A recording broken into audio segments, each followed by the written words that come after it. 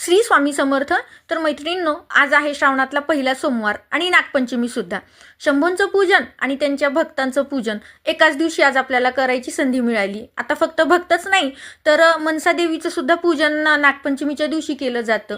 जी मनसा देवी शंभूंची पुत्री आहे, म्हणजेच शंभूंची मुलगी आहे.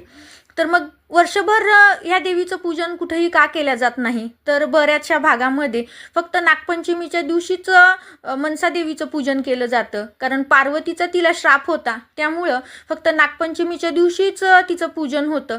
आता नागाच्या स्वरूपात तिचं पूजन का केलं जातं, तर वासुकी नागांनी वासुकीच्या लोकांमध्ये तिचं सांभाळ केलेला होता, त्यामुळं ती नागांची राणी म्हणून ओळखल्या जाते. आणि शंभूंनी तिला आशीर्वाद दिला की नागलोकामधली तू महाराणी म्हणून राहशील आणि वर्षातून एकदा तुझं पूजन केल्या जाईल. मग हा आशीर्वाद मिळाल्यामुळं नागपंचमीच्या दिवशी मनसा देवीचं पूजन केलं जातं, ज्याला आपण नागदेवतेचं पूजन असं म्हणतो.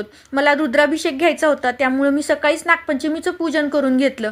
नंतर मी रुद्राभिषेक केला. रुद्राभिषेकमध्ये मी शिवमहिम्न, शिवनामावली हे सगळं घेत म्हणजे अभिषेक करते. आणि अभिषेक झाल्यानंतर 108 बेलपत्र वाहिले.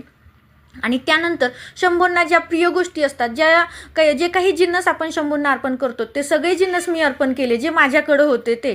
त्यानंतर नैवेद्य दाखवला, आरती म्हणून घेतली. आता नैवेद्य सुरुवातीला मी फळाचाच दाखवलेला होता, पण त्यानंतर मग मी स्वयंपाक बनवून घेतला आणि पूर्ण थाली जेवण म्हणजे शंभूंना अर्पण केलं. आणि जे तीर्थ बनवलेलं होतं ते सुद्धा अकाल मृत्यू हा मंत्र म्हणून अभिमंत्रित केलं. आणि मग ते तीर्थ आम्ही घरात सगळ्यांनी घेतलं. या पद्धतीनं माझा श्रावणातला सोमवार झाला आणि नागपंचमीचाही सण झाला. श्री स्वामी समर्थ.